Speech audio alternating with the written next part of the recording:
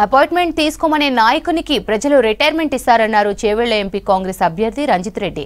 చేవెళ్ల ఎంపీగా ఉన్నప్పుడు ఎన్ని నిధులు తెచ్చారో చెప్పాలన్నారు రంజిత్ రెడ్డి. ఎంపీ ఎలక్షన్స్ కు 6 నెలల ముందే ప్రజల్లోకి వెళ్లిన బీజేపీ అభ్యర్థి విశ్వేశ్వర్ రెడ్డి చేసిన అభివృద్ధిపై కాకుండా మోడీ పేరుతో ఓట్లు అడుగుతున్నాడని ఎద్దేవా చేశారు.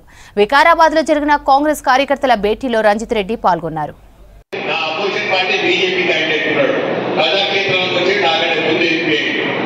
రెడీ అన్నాడు, నువ్వు పెళ్లి కొడుకుంటూ నేను పెళ్లి కొడుకుంటా రెడీ అన్నాడు. నేను అదే సాయంత్రం ప్రెస్ కాన్ఫరెన్స్ పెట్టి నేను చెప్పిన, నువ్వు పెళ్లి కొడుకు నేను పెళ్లి కొడుకు రెడీ. ఆయన విశ్వేశ్వర రెడ్డి అంటాడు, నేను మోడీ పేరు తీయాలి, రాహుల్ గాంధీ పేరు తీయదు అన్నాడు. నేను రెడీ, నేను సిద్ధమన్నా సై అన్నా. మళ్ళీ తర్వాత నిన్నట్టు మొన్నట్టు మళ్ళీ మొదలు పెట్టిండు, మోడీ కొంత ఎక్కి మీద కొడతారు. ఏమిటి అయిపోయిందా? 2 రోజులు అయిపోయిందా? పెళ్లి కొడుకు పోటీ రెడీ అన్నప్పుడు రెడీ ఉంటూ నాతో పోటీ పడు. 5 సంవత్సరాలు నువ్వు పనిచేసిన, 5 సంవత్సరాలు నేను పనిచేసిన, 5 సంవత్సరాలు నువ్వు అభివృద్ధిలో అందుబాటులో ఉన్నావు. ఎవరు ఇంటికి వస్తే నువ్వు ఉన్నావు.